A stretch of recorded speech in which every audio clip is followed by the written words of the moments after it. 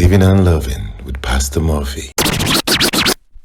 Well, good morning. My name is Murphy Okpala, your relationship coach. Today I'm going to be talking about how to stop being a controlling spouse. See this, many controlling spouses don't accept they are controlling in the first place. So how do you know they are controlling? It's by your fruits. By their fruits, you shall know them. So let me ask you these questions. Has your spouse accused you of being controlling more than 3 times? Do you think in your heart of hearts, that you are better than your spouse or you are smarter than your spouse? The third question is, do you always want to have it your way? And when by adventure it doesn't go according to your way, you are miserable. So miserable whenever it doesn't go according to your way, especially with your spouse. I know a guy who thinks that he's doing his wife good by dictating everything his wife does, even where she goes to church or what she does, where she goes to market. He honestly thinks that he loves his wife, but he actually is suffocating his wife. The Bible teaches that real love is the foundation for a happy marriage, and real love is God's love. And the nature of God's love is that it is sacrificial. See, real love looks at the needs of your spouse beyond your own need.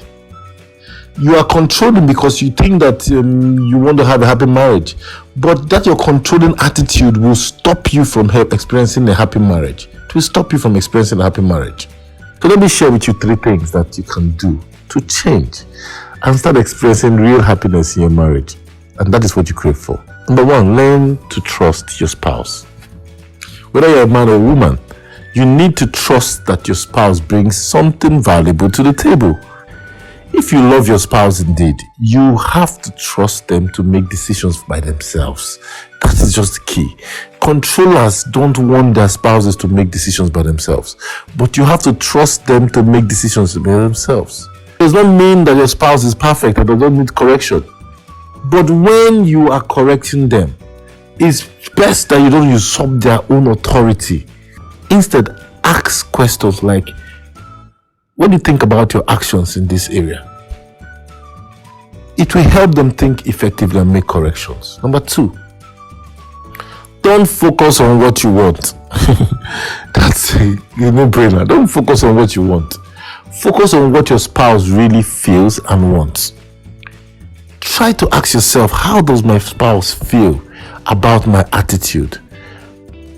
I heard of a woman that wanted her husband to love her even more, but she went the way of controlling because she was not getting what she wanted. As a result of that, her husband went farther away from her. She came to a realization that her controlling attitude is chasing her husband away, making her husband go farther. So she decided to look into what does her husband really want, and started acknowledging her husband. See, that's what turned her marriage around. And she was a marriage counselor, a Christian marriage counselor. Number 3, get rid of your personal anxieties. Anxieties are usually the root cause of controlling. You think controlling will get things in order, but the assumption is quite wrong. Why don't you believe God and trust God? God says you should be anxious for nothing, including the outcome of your spouse's actions. Give ample room for mistakes and failures, and commit those anxieties to God in prayer. He has promised to give you peace that passes understanding. See, as a controlling spouse, you are pushing a happy marriage farther away from you. You will not experience it. But if you change to be a loving spouse, loving like God, you will definitely have a happy marriage. I hope this helped you. God bless you. Thanks for tuning in to Living and Loving with Pastor Murphy.